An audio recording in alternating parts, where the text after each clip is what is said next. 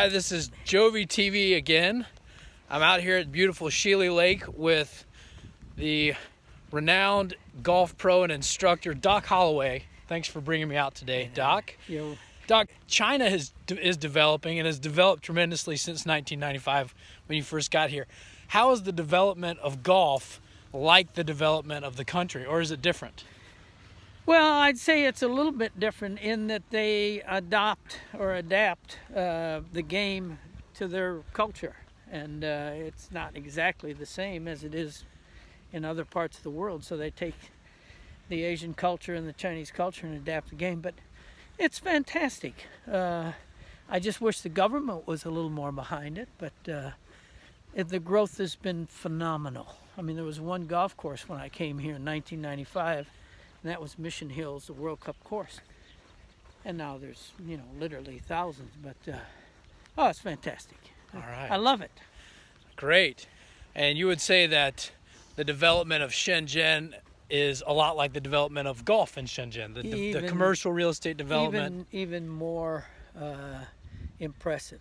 Even more impressive. Yeah, because this town, when I came here, Shenzhen was nothing more than a village. Yeah. And now it's, what, 14 million people? 14, 15. Yeah. Depends on the day. Right. Thanks, Doc. Yeah.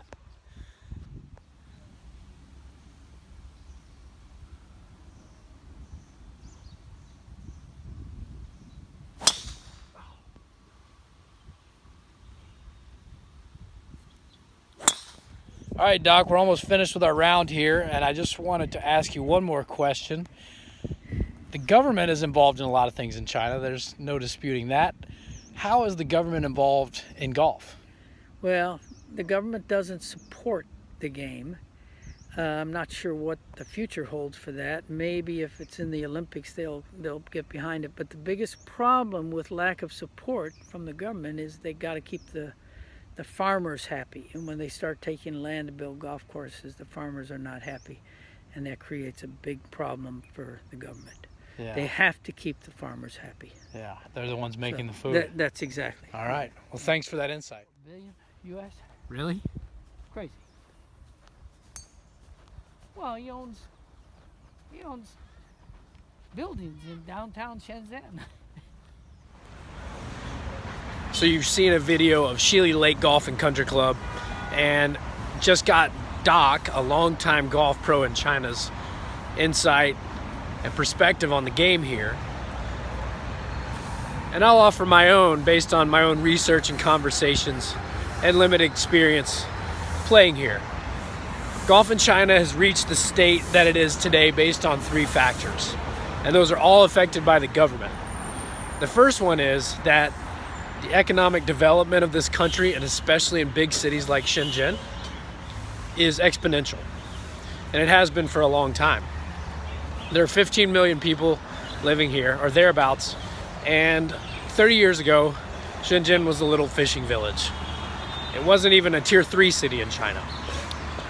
So for this reason, a lot more people have disposable income and time. More people can play golf in China.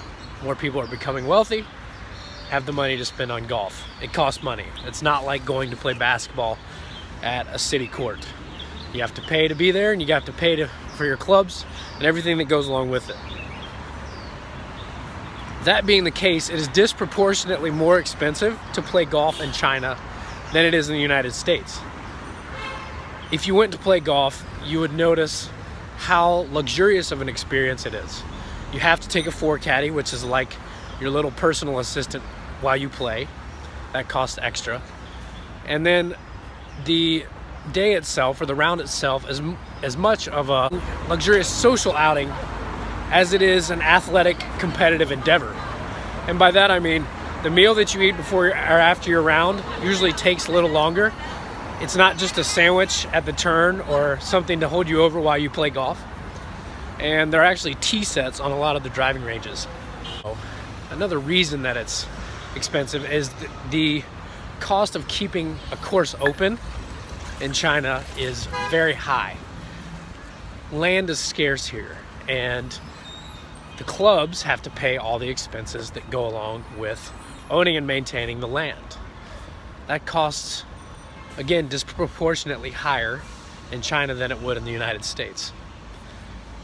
So, where do they get the money to maintain the land? Well, that comes out of the greens fees, or the money that people pay to play the golf courses. It costs so much money to join a club here. So the effect of this, and I'll explain why next, is that golf is more accessible to a certain socioeconomic group within China, and that's the upper class. More people are entering that class, so more people can play golf, and that has grown the game. However, golf is not being made available to more people in China.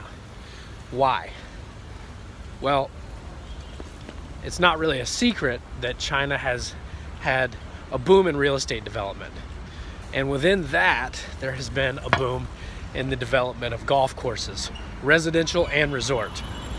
Going along with most high-end resorts and residential communities is the amenity of a golf course. And so, within the real estate development boom in China, more golf courses were being built. And that was the case probably from early 90s until 2005. What happened in 2005? The government enacted a ban or a moratorium on golf course construction. That means that no golf courses were allowed to be built in China starting in 2005. Well, what happened then? The local governments, and by that I mean provincial and municipal governments, started thinking, okay, we need to go behind the federal government's back to get our pockets filled with the money that comes from the development of golf courses. The local governments own the land, they sold it to developers to be developed into golf courses, or something like that, and that's how those deals got done. Well, in 2005, when the federal government enacted its ban on golf course development, local governments didn't want to stop, so they ended up approving a lot of construction of golf courses, but they called them something else. And they didn't actually get the federal government's stamp of approval to build a golf course, which is what you need to build a legal golf course here. And they ended up built on the sides of mountains on spaces that weren't suitable for real golf, but also weren't suitable for farming. And that was really the spirit of the federal government's ban on golf course construction here. It was that they didn't want to take land away from farming. So, and the government's part in limiting golf course development has played a role in halting the growth of the game here. So I said that in 2005 the government enacted a halt or a ban or a moratorium on golf course construction in all provinces in China except for Hainan, in which they wanted to increase tourism, so they left it alone and let golf courses be developed there. And let's fast forward 10 years later. Golf course construction was under the table, it was behind the federal government's back. Measures were taken to further close golf courses in 2016. And what I mean by that is the federal government closed around 100 golf courses that were being played on a daily basis, and then halted the construction of 70. How did they do this? They didn't just close the gates of existing courses. They actually built trees onto the land that was these golf courses. So they closed them and they made them so that they weren't golf courses anymore. It was a pretty extreme action, but they got their way.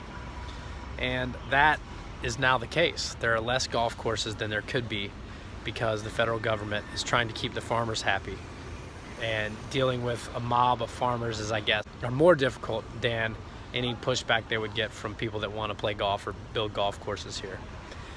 But there's a third factor, and this one is harder to predict and it's harder to measure, and that is the cultural influence of golf. It's made its way to China and Asia, and it did a long time ago, and it continues to pervade the culture here. And let's be specific. Well, China now has a chapter or a section of the PGA Tour. There's something called the PGA Tour China, which is the major leagues of golf in America that is spreading throughout the world. And that influence may end up creating a desire for people to play golf. They'll see it on TV and they'll read about it and they'll think, gosh, that looks like a lot of fun. I think I'll pick up the game. Or people that are already interested will want to play more. That factor, along with golf becoming an Olympic sport and China wanting to represent itself well on the international stage, may end up influencing the government to put more resources into golf and golf instruction. And then the third factor, which is even more hard to predict, is that there are now 2 full-time PGA Tour players who are native Chinese.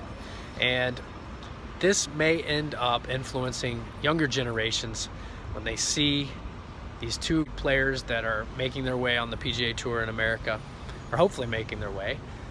This may end up influencing them to want to pick up the game and follow in the footsteps of these 2 Chinese players in America now. And that's really the hardest to predict. So I don't know what the future holds for golf in China, but the government is involved right now. And there's another force that's more cultural, and there's another force that's economic, that could end up growing the game despite the government's efforts to shut down golf courses. So that's my take on golf in China, based on my limited knowledge and experience, but I hope you enjoyed. And if you hear anything within this video that needs correcting or is maybe a little inaccurate, please feel free to comment in the comment section below. Thanks for watching JOHVI TV.